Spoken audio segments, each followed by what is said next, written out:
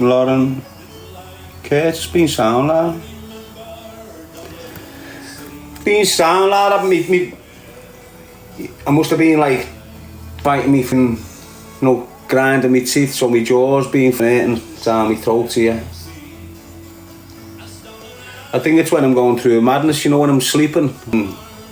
Not biting my cheeks or nothing, just like tensing my jaw. But because it's heavy on this side, it feels like I'm breaking my jaw. Yes, Adam, I think it's something to do with the PTSD and all that. But I've been getting told by the doctor, to get them gum shields. I need to get these things for my teeth for when I go to bed. It's pushing all my teeth in sometimes, and then it's spreading them sometimes, then pushing them something to loosening them. Do you understand what I mean? I'll all be corrected. I'm just going through waves. Yes, Debbie, Geordie, the parcel guy, the sub, hope you well, mate. Just about to say that. Say what, mate? Mrs. does that, tooth grinder, mich bestie, it's a sign of stress. It's a sign of, my ma's been doing this since we were kids. More so after she lost Billy. You can hear me ma when she's in a room grinding her teeth and having nightmares. No early hours in the morning.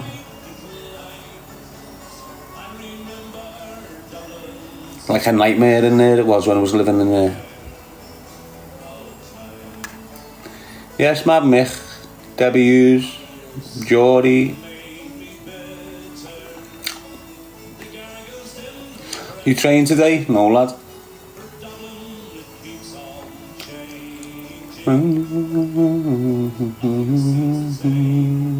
Just that all day.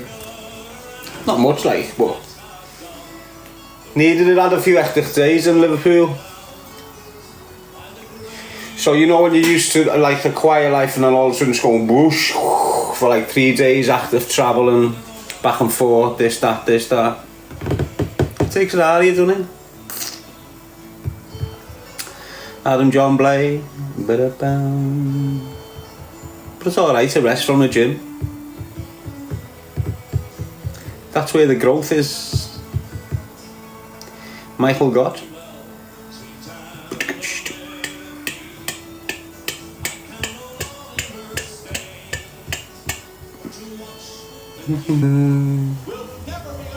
Carol's just gone to bed. That's right, girl. Paul Dubbs from Dublin. Good on you, lad. Protect the women and children, doesn't matter who they are. I did, haha. Imagine being a fully grown man and making emails. It's weird, isn't it? The parcel guy, it's off its behind it, lad. So how it going, says Roy? Everything's cool, kid. How are you? Are you okay from the Isle of Wight? Sure am, Peter. Isle of Wight. Oh no. Oh yeah, Isle of Wight's boss, mate, isn't it? Shame about the jails on there, innit? You've got Camp Hill, Albany and Parkhurst. If you've got a boyfriend over there in any of them prisons, guess what they are? If you've got a little prisoner pal and he's in any of them prisons on the Isle of Wight, guess what he is? There's a reason why he's being sent to them 3 jails. It holds that type of guy. The ones we refer to as Pakistani guys in this country, they send that type to them 3 prisons.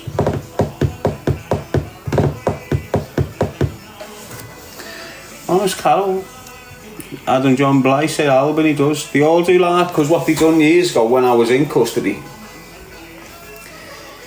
to make it easier, what it was to run the prison cheaper. They put loads of prisons into clusters. So they put Camp Hill, Albany, Parkhurst into HMP Isle of Wight. Instead of having HMP this and this, it became HMP Isle of Wight, I think. A cluster. So one governor ran 3 prisons. Do you get what I'm saying? Yes, Becky, Kelly Mack. And they've done the same in Yorkshire, with a few prisons in Yorkshire, put them into a cluster. I think it was like Lindholme, Doncaster, and another one. Nice one, Lucy, that.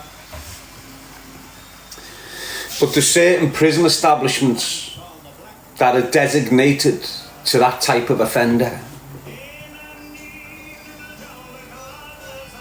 Now you'll get some serious violent armed robbers and people like that get sent to these gaffs, because the courses they need to do are that type of intense course, so they say. Like what's that prison? But anyway, there's loads of notorious them types of prisons. Like Ryle. You got a boyfriend in Ryle? Trust me, a lot of girls out here are writing to lads in prison. And particular prisons, if your fella's in there, he's a suspect. End of. Even if you've been with a fella out here and all of a sudden he's in jail and you're writing to him and he's in like a Parkhurst, a Ryle, you know, other units, they are what they are. They've got mad histories. Live daily, come support, show some love box battles, Tom Moores. I get lad. Clickbait and weirdo, aren't you? Spin it, lad. Go and have a bifter with you now. Trump wants to open Alcatraz again. Good. I think I told you, didn't I? What about Full Sutton? Well, there's one unit on there. There's one unit in there designated to that type of people, and anyone that's willing to live amongst them. They're all the same, aren't they? If you're willing to hit the numbers and live with that shower of shit, you just like them. Simple as that. I don't give a who you are or who is on your case. You don't do a stalker.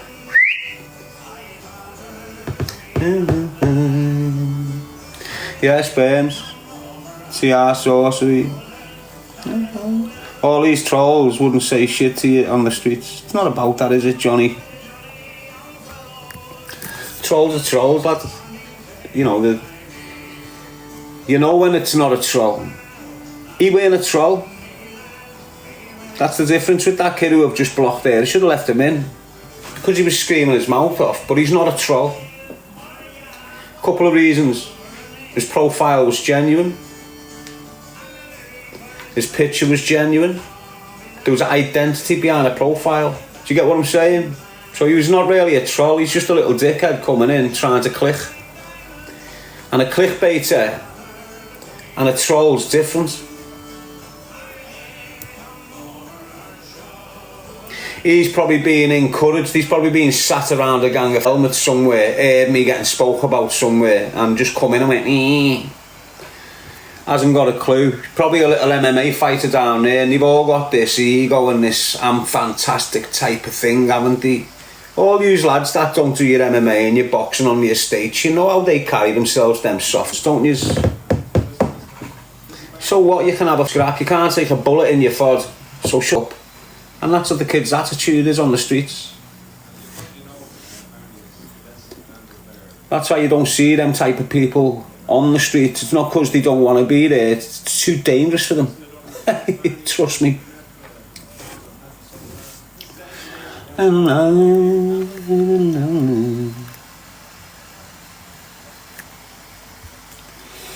But at the same time, people, you know, it's been like that for years and years. The boxers, it was the boxers years ago because MMA weren't there.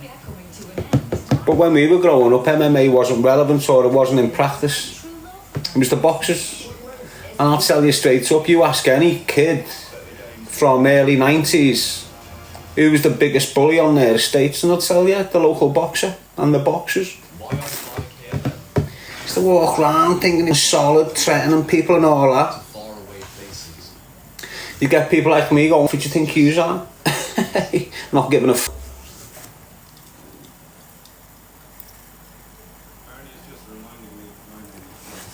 But that happened everywhere. Adam John Bly saying that ain't right. Well, it's not right where you're from.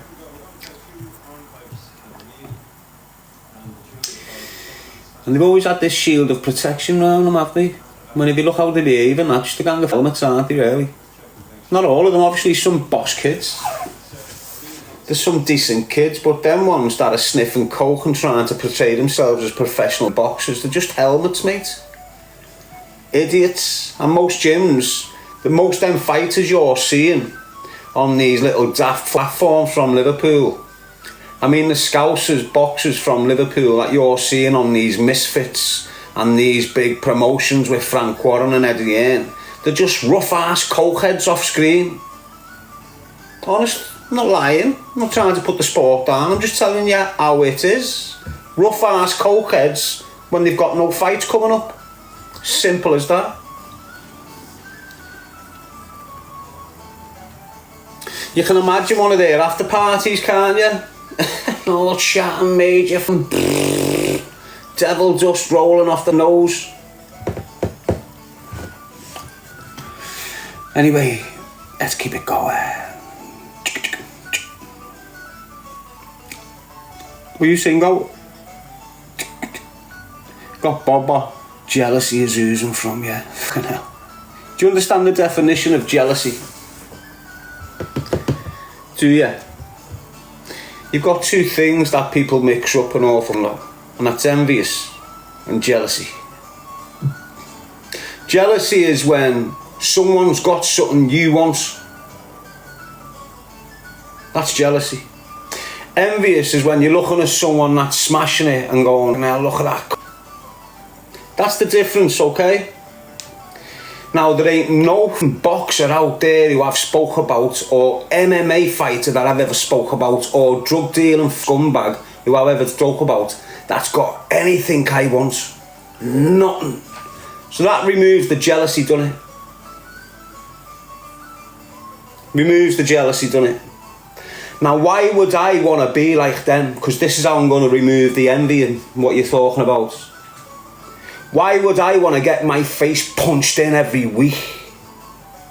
Why would I want to end up close to a vegetable at the age of 50? Why would I want to do that to myself when I'm not going nowhere in that sport? Why would I want to believe that I'm going to be the best boxer in the world when deep down I know I'm not? So why am I putting myself in a 12-foot thing, getting my face stoved in every other month to think I'm this something I'm not? So it just removes both allegations from you, doesn't it? Think about it. Again, I'm not writing all kids off that go to boxing, because all kids aren't fuck with the ego trying to be celebrities and sniffing cocaine in the parties. You've got pure boss kids that are boxing on this path. Unfortunately, like I've been identifying because everyone's scared to, it's a false employment path. It's a false thing. You've got 10,000 boxers all the age of 16. 100 of them are going to make it to the TV screen, and that's where your kids want to be. So you're going to have 9,900 other kids going for 4 years, getting sparred, getting battered, getting wasted, getting bruised up, getting broken nose, getting psychologically fucked. And then when they're 21, they get absolutely nothing out of it. Nothing. But a traumatic adult life. Why? Because every hiding's trauma. Everything beating you take in that ring is trauma. And I don't give a shit who you are, or how big you are, or what sort of boxer you are, what reputation, what rank you're at. Every hard beating you take in that ring, it's traumatic for you later on in life. Fact. You ask any boxer who's been like a journeyman, because there's thousands of them. Journeyman, you've got journey kids these days, don't get your shit in a twist. You've got kids in gyms getting led to believe that they're going to be the next thing just so they can fill that sparring thing there. Just so they can throw him in with him. Keep him engaged, give him the hope. Knowing you're just getting wasted by my man while he goes places. And there's loads of them lining up for it. Getting their noses broke. Shit like this, lad. It's mad. It's making all our men look ugly. All walking around with scatty heads on them, all shift beards. I remember years ago, mate, everyone that bounced out their house, lad, they had short back and sides, clean shaven, looking decent. Now you've got white kids walking around like the black kids. Got white kids walking around with the kicks halfway down the back of their legs and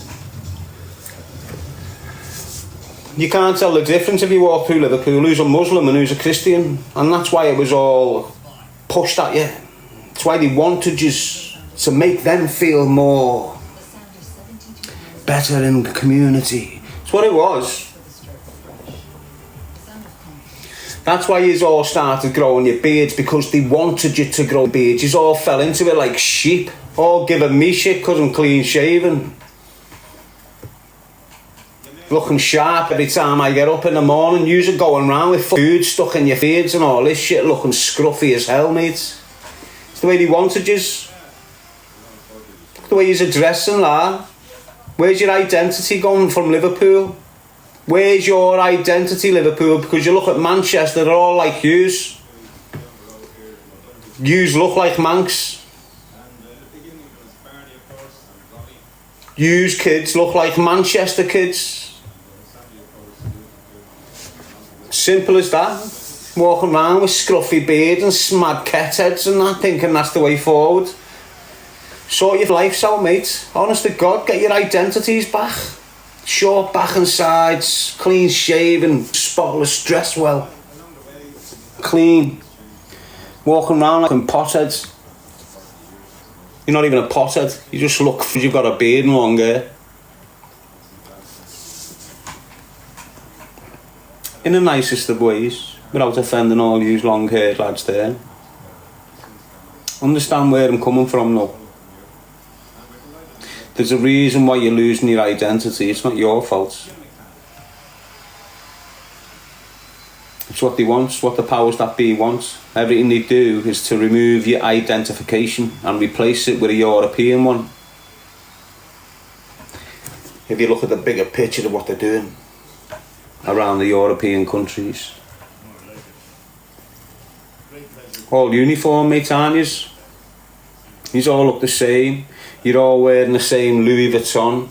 You're all wearing the same shades. You're all wearing the same tracksuits, same caps, driving the same cars, listening to the same music, and you think you're this leading gang.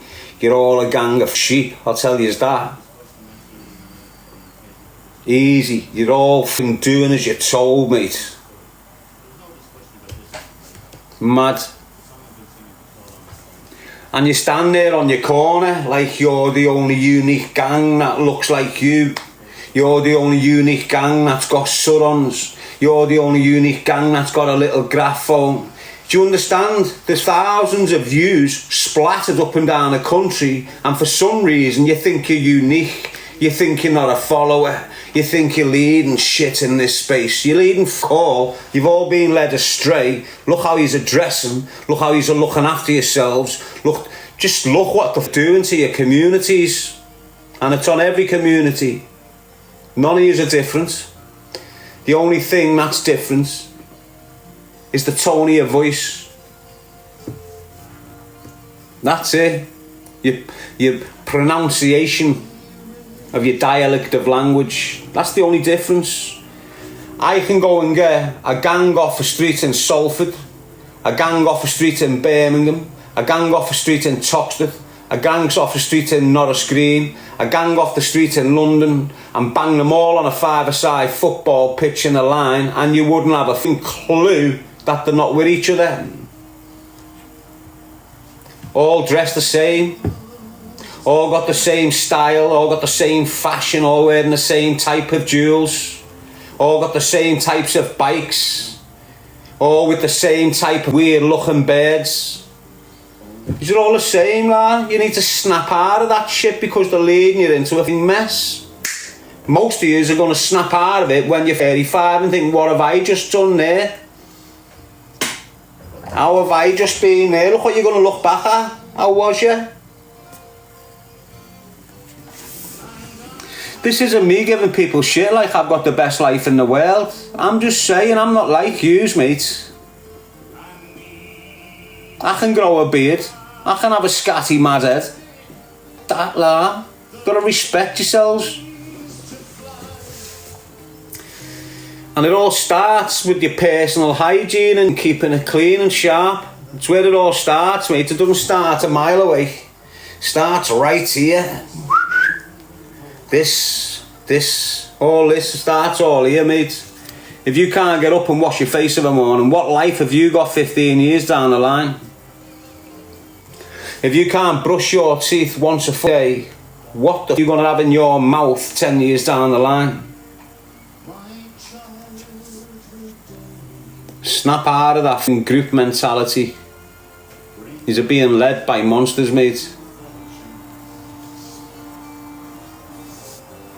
You're led by the fashion and the music, like every culture. And the fashion and the music you're being dragged into is messy, mate. Look at the people that represent you, mate. Look at the people that represent you. You know what I mean? Look what your kids are represented by. Drill artists. That's who representing your kids today. Drill artists.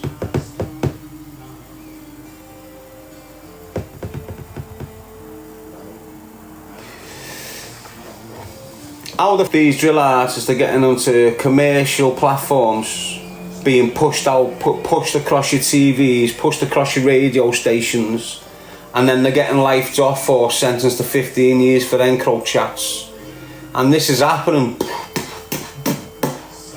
And your kids have been watching him, he's gone to jail. Watching him, he's gone to jail. Buzzing with him, he's just come out of jail. Yeah, he's gone to jail. Oh, he's being shot, he's being stabbed. Oh, his birds. Oh, he's just being robbed on video. Had his neck. And this is what your kids are absorbed in.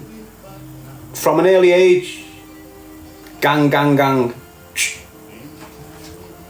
But these are the people that's representing your children these days. Yes, Tricia, Kelly. And it's not jealousy again. Like people try to insinuate, oh, he's just jealous. Jealous of what? What have they got that I need? Nothing. Nothing. Hated that kind of music. Is that what you call it? Well, that's what it's called, bad drill music. That's the title of it, isn't it? Like to fuzz up, they introduced us to hip-hop. Rap music. I don't know what rap music's short for. R-A-P, or is it just rap? But anyway, they introduced that shit to us. And it completely changed our mentality. Fact, you ask anyone 35 up, 30 up actually, you ask anyone 30 up who started listening to like G-Unit, Master P, 50 Cent, you know, this Biggie Smalls. So when the G-Unit and all that kicked in, it was just next. Everything just changed with us all. Everything just changed with us all. Before hip hop, you did like Brown Eyed Girls and that, you know, by the Eagles. You did dance music. The only cars that would go blasting music would be like the old school gangsters who was listening to him, like Elvis Presley. And you did some big mad car come past with an Elvis song blasting. As soon as hip hop came round, you had all the little helmets who thought they were gangsters blasting Biggie Smalls out the cars and that. So it just set off a big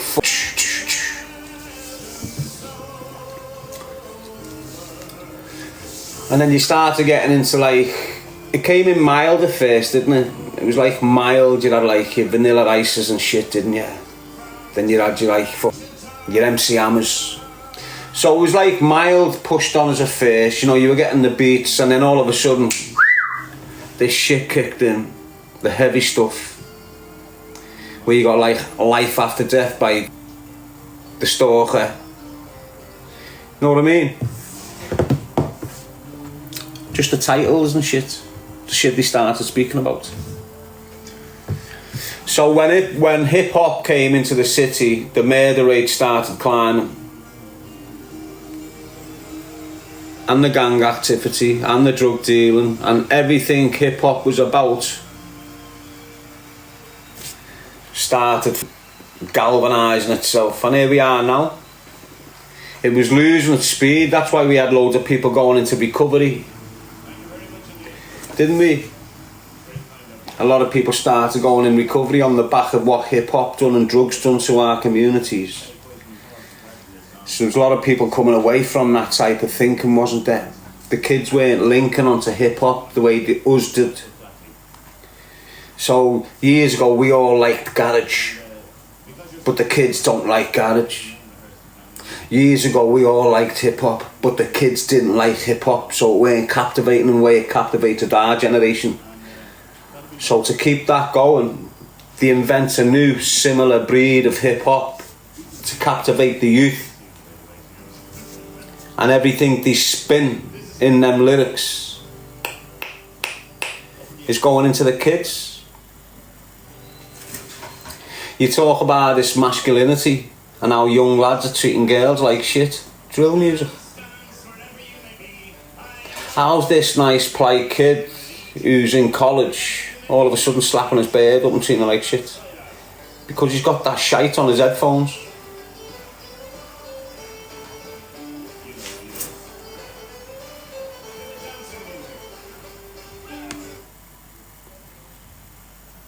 But it's all meant, innit? Come on, think about it. Let's think about it. How are you getting kids going viral from prison, getting out and getting put across radio stations and blasted across tellies and made into millionaires and flaunting and boasting about their life? Do you think this is just a natural, he's just landed on a good one there? Think about it.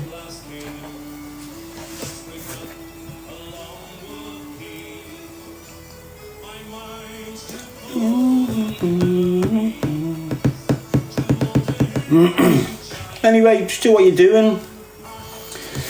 If you're happy what you're doing, crack on, lad. If you're happy being that way, just be that way. You mightn't think there's anything wrong with being the way you are. I'm not saying there is, to be honest with you. I'm just saying there's a lot of people conditioned to the filth and they're running around like they're unique.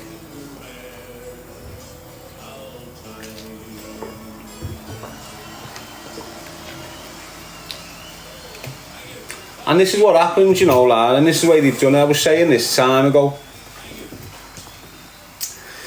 And I keep on coming back to it because I think it's a valid point, to be honest. You know where I keep on speaking when you're at a mechanic and he's under the engine learning the skills and he'll fail, correct it, go again, fail, correct it. Eventually he'll be the best kid under the engine. What you've got with everyone now, whether the drill artists, whether the actors, whether the computer experts, whether the anything, they've got qualifications. And them qualifications, they call them goals, but they're dead ends, aren't they? Why? Because listen, you know when you're learning off the cuff instead of by the book, everyone develops different strengths and different weaknesses. Do you understand? But if everyone's learned by the book, taught by the book, everyone gets to the same level and there's no difference. So it's like we're getting to the end of the board game now and everything's just the same. Doesn't matter what drill artist it is. We've heard the beats before. We've heard that before. We've heard that. We've saw that. We've done that before. Do you understand what I'm saying? And that's because, like I said, mechanics.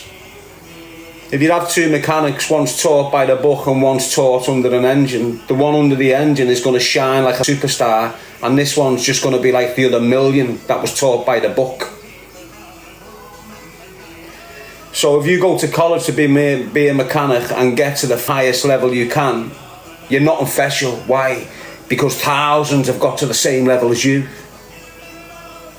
Without that book, you would go past that level. You'd probably invent your own combustion engine, but because you're a book, you just stayed a mechanic. If the book wasn't there, your mind would have opened up more. Do you understand? And this is what these qualifications have done for everyone, even in sport. Boxing. Look what they've done in boxing. Now it's all good, isn't it?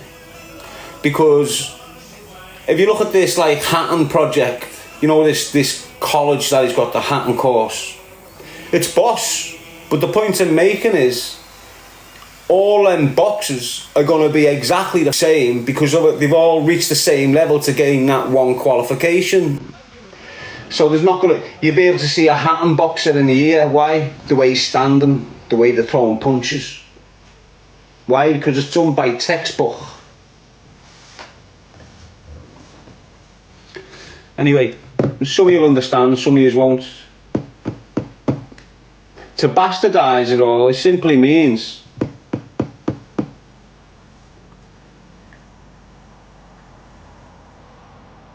you learn more from experience than what you would do any book.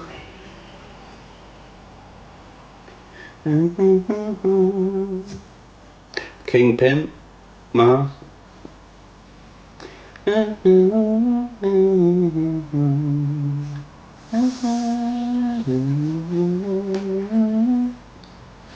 Sean. Anyway, let's keep it going.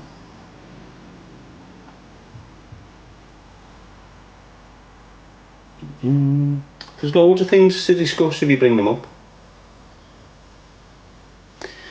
Anthony Wilder was basically self-taught.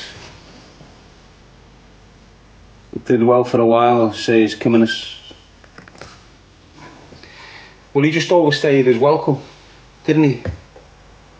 You know, some spaces you're meant to tap in, take your recognition and tap out.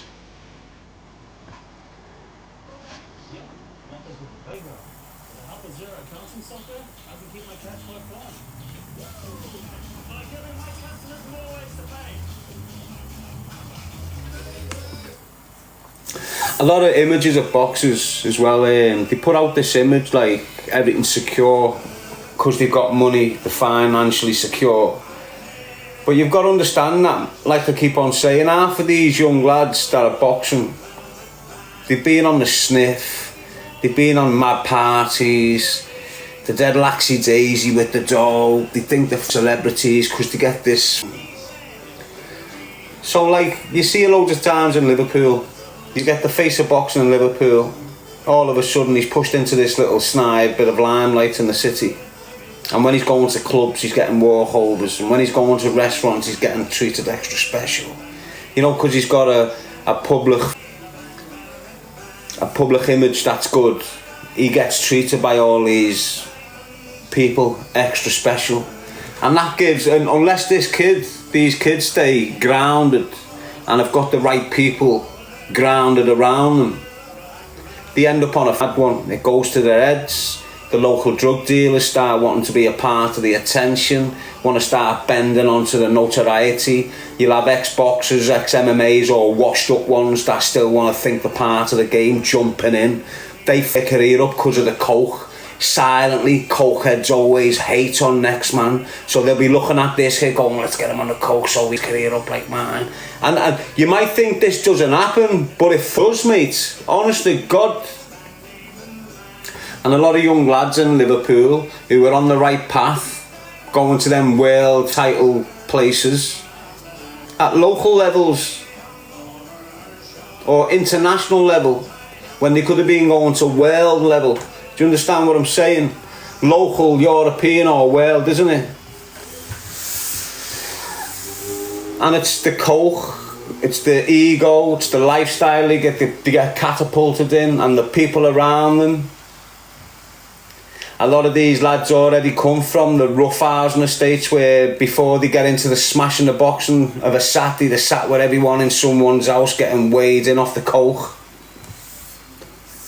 And all that shit's hard to leave behind. It's hard to leave behind, mate. Because boxing's lonely, isn't it? Depending on who you are. So I'm not going to keep on bringing the names up, but there's loads of examples where when these boxers, let's say caught by an agent, that's it. It's like the private life's over. And if they do get a chance to go out with their old mates, they overdo it. Because they know they're not going to be able to do it again for 6 weeks or 8 weeks or sometimes 6 months. Depending on who the boxer is, they go all over the world and shit, don't they? You've got some Olympians. You know, them Olympians, like them Olympian boxers, they go through quiet, long, like full segregated lives while they're going through them. All them, you know, trying to get the qualifications and the medals. But as I say, I'm not talking about everyone. You know, I keep on telling you, yeah, put your kid in boxing, but don't put him in boxing to become a fighter. What's the odds? Put your daughter into boxing, but don't put it in there to get her face smashed in. Put it in there for the training. You know, she's got the tools that if she's got to use it, she'll get the bottle and come out and use it. Do you understand what I mean? Go and put your girls in MMA classes. Go and but not with the intention of sparring, not with the intention of contact, not with the intention of becoming a molly. Because as I say, the numbers are huge, but the spaces are small. And you don't want your daughter being led down the path believing she's going to be the next one, whatever the names are. Doesn't make it and she's smashed in. Snoring and that. Nose gone. All these little things that I don't think parents consider. Great that you want to put your kids in there and learn them how to defend themselves, but to me, putting your kids in there to get thrown in a ring and get a face and nose broken shit, that's not good, that. Give a shit who you are. All trauma is trauma. Every hiding's a hiding. It doesn't matter if it's off your dad, your neighbour or a boxer. A hiding's a hiding and it leaves pain on you. And if you're throwing your daughter in a ring and she's just getting her face weighed in, the damage later on, you need to understand it. All these boxers, mates, trust me, mate.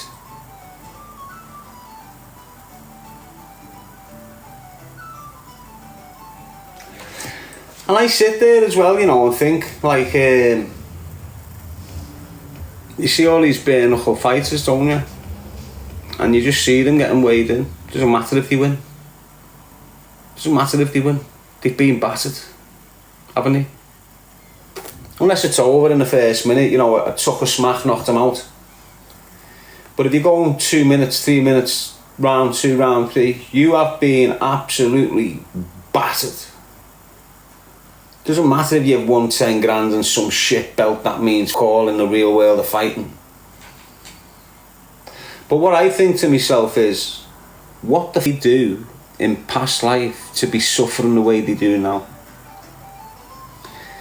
What have they done in their past life to be suffering the way they're suffering now? Because it's suffering. Every kid that gets beat up like that is suffering for the rest of their lives, mate. And they go back out. Why?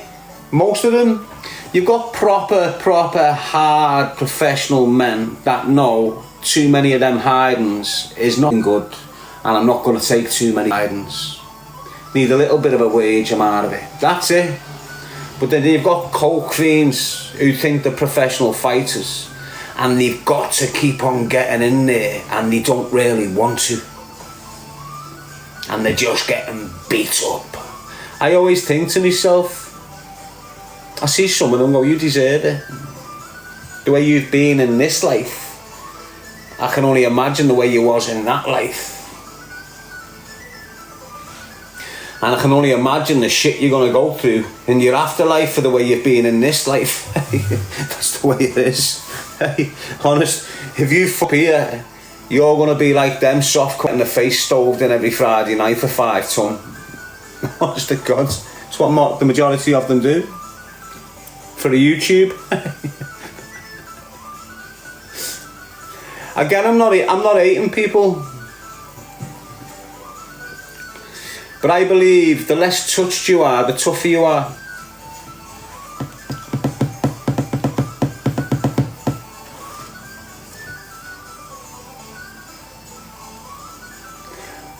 And that's why you do all forms of martial arts, innit? To not get hit.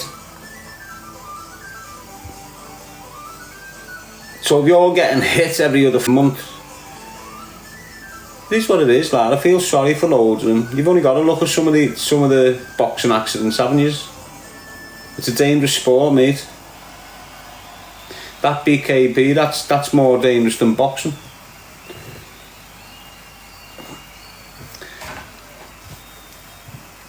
In the sense of no protection on your knuckles and shit. And the way you get these cheats putting bandages on the knuckles, that's cheating in that BKB, that shouldn't be allowed. You know as well as me, it's like putting a leather glove on. You get a nice driver's leather glove, nice tight, you hit someone with that.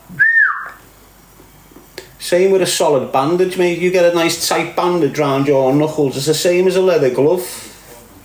If you've got someone without the bandage on, and then someone with the bandage on, you've got a cut in there off the roughness of the bandage.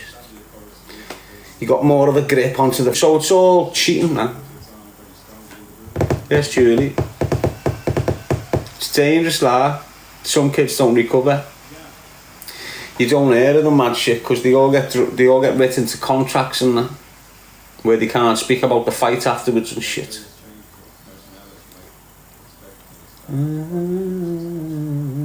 But there's loads of examples, isn't there? Yes, Carl Melvin Jones. Lady Emma. Hope you're all well, people. Just speaking about anything you want. What you got to do is ask the question and I'll reply. How are you, Shell?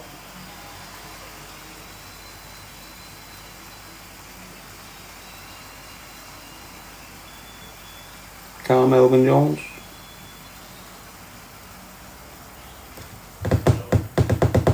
Thoughts on Trent leaving, Daz, says Higgins. Has he gone now, lad? I've seen it on the news actually today, where all the Liverpool supporters booed him. Look, Gerrard likes to proclaim that he decided to stay because he was loyal to the club. No. Gerrard was told to stay or his family would get tethered. So he stayed. Not the same level of gangster, but the same sort of idiots. I've tried the same with Trent. 20 years of his childhood, his adulthood, committed, devoted, consistently to Liverpool Football Club. 20 years, think about that. He's not even that old a kid.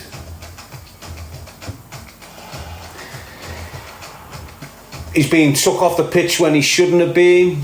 He's been treated like shit. He hasn't had his first team football when he should have been given it.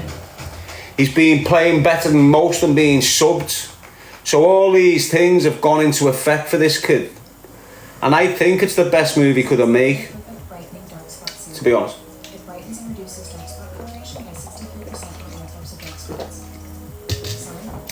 Think about it, mate. The game of football's experience.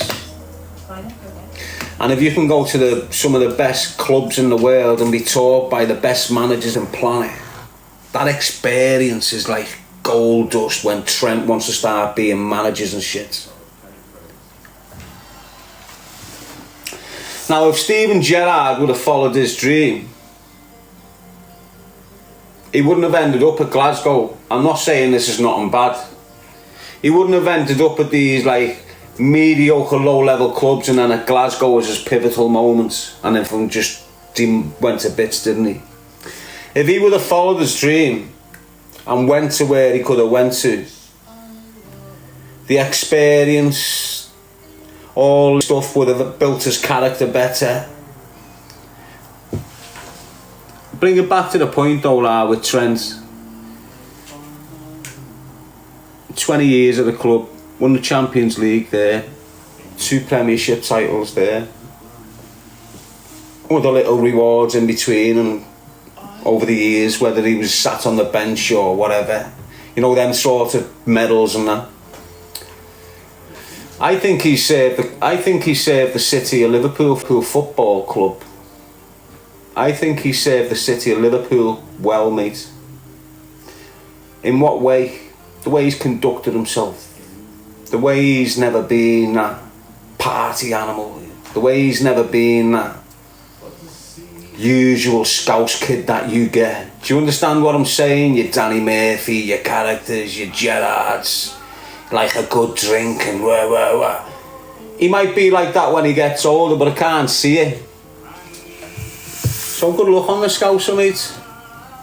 And that's it, at the end of the day, he's a Scouser, mate. Doesn't matter if he's had a good upbringing by his ma and dad. Look where he is, look what he's doing for himself. And most of the credit will go to his ma and dad and that anyway. You know, it's just perfect guidance.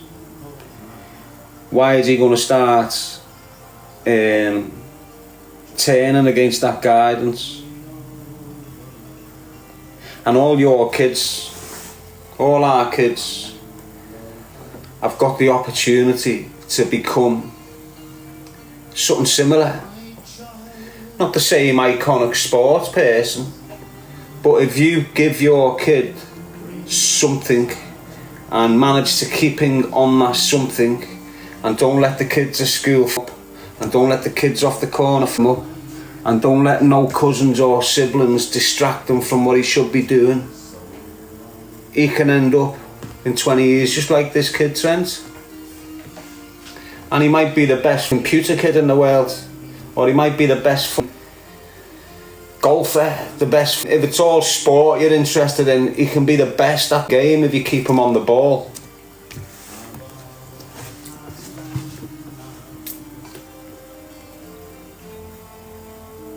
Your kids are your future, aren't they? So I keep on screaming it. The kids are the future. You feeling lost?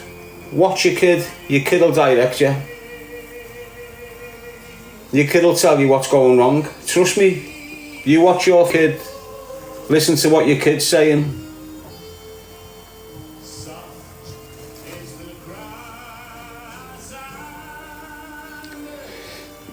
And this is what a lot of us youngsters, I forgot, well not me, but a lot of young girls and lads are forgetting.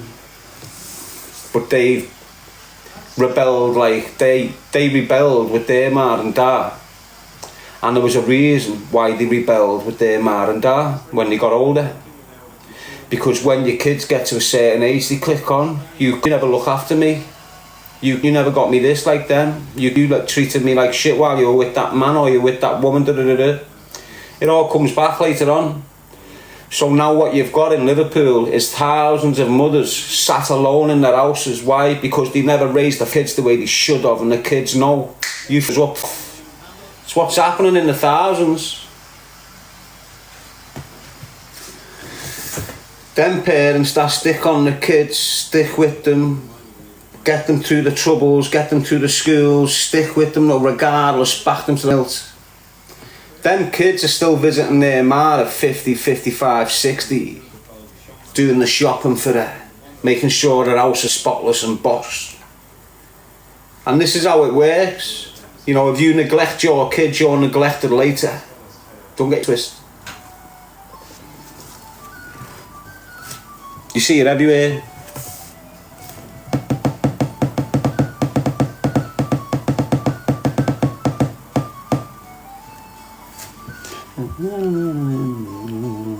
So look after your kids, because they're your future.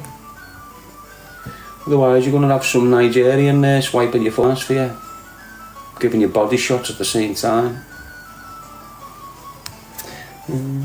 Better having your daughter doing it or your son.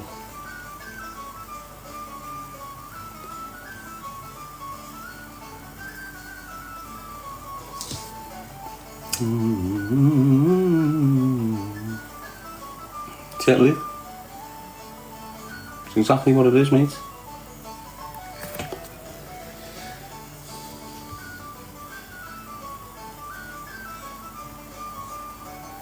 So say you've got your kid with you and you're just floating around like most Mars, or you're just doing shit and you're never going to see your ma, and the kids are never going to see Nan, and the kids are never going round to Nan's house or Grandad's house, and they're not having sweets off Nana or chocolate biscuits, or they're not chasing Nan's dog round the back garden. All these little things. When your kid grows up, if he's not got them, his kid's not getting that. And this is just separating the family. You know, the family tie, the energy. Jay Slay saying, what's he had? I've had your bird a couple of times, mate. Fishy. Smells like mackerel. Mackerel, lad. The cheap stuff though, in oil. You know, messy. Leave stains everywhere and that.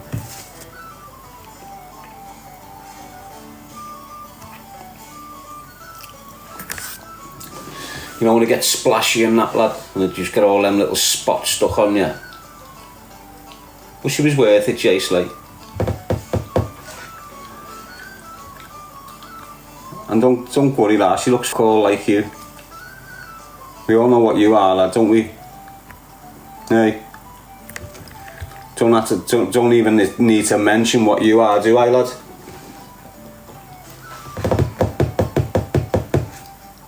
There's a reason you're like that.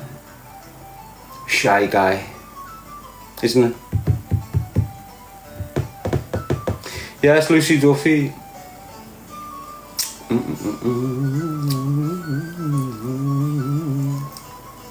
Wisdom Dude, J3. Or JB, is it? Or J8.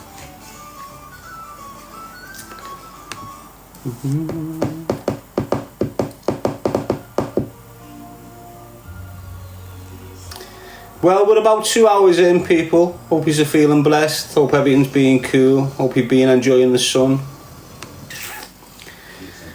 Michael, happy chappy. While thousands of Dubliners were off fighting for king and country in the green and bloody fields of Flanders and the Somme, Dublin was the scene of the 1916 Easter Rising. That rebellion eventually led to the forming